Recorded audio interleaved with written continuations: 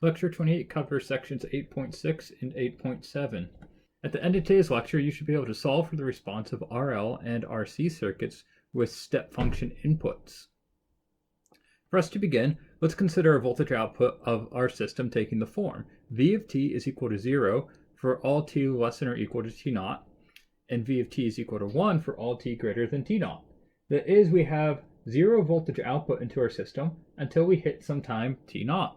At that point in time, we have an output of unity.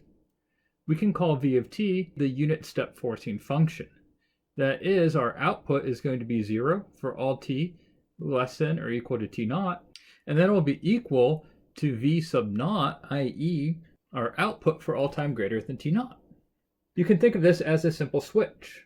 When your switch is open, there is no voltage potential established across the light bulb, and when the switch closes, you have a voltage potential established across said device.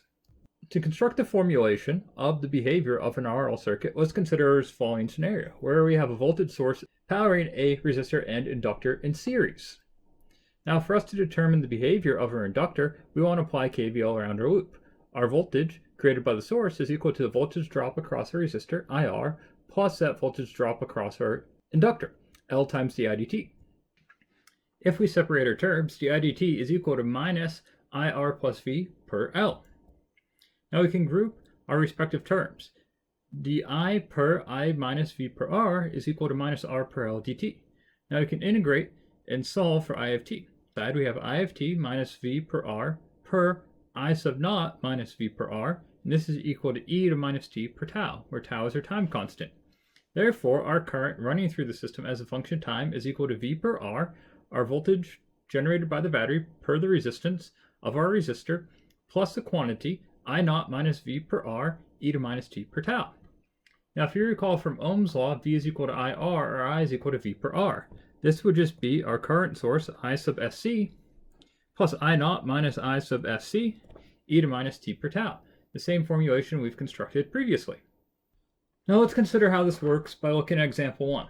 If our voltage as a function of time is equal to 4 minus 8 u of t, where u of t is our step function, we want to determine the current through the inductor as a function of time.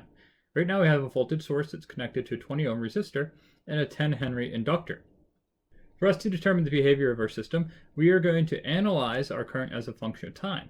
Before t is equal to 0, we are going to have a voltage output of 4. That is, u of t is equal to 0. So V of t is equal to 4.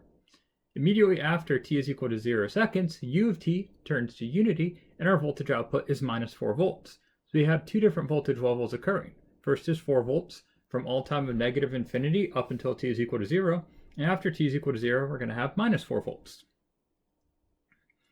The response of our inductor is given in the following form. I of t is equal to I sub SC plus I naught plus I sub SC, quantity E minus t per tau. If we consider our steady state response before t is equal to 0, our inductor is going to act as a short circuit since there is no time rate of change of voltage, and thus no time rate of change of current. With that being said, our current running through our system is merely the current running through our resistor. That is, I of t is equal to 4 volts per 20 ohms, or 0.2 amps. Now once the voltage changes, the response is different. The source is now minus 4 volts, and we can calculate our time constant such we're going to have a time rate of change of current running through our inductor. Tau is equal to inductance per resistance, or 10 henries per 20 ohms, which is equal to 0.5 seconds. We can apply the formulation for our step response. That is, I of t is equal to V per R plus the quantity I naught minus V per R e to minus t per tau.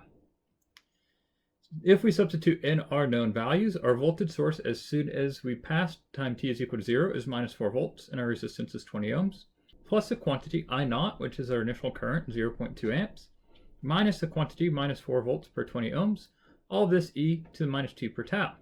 Or we'd have minus t per 0.5, which gives us minus 2t.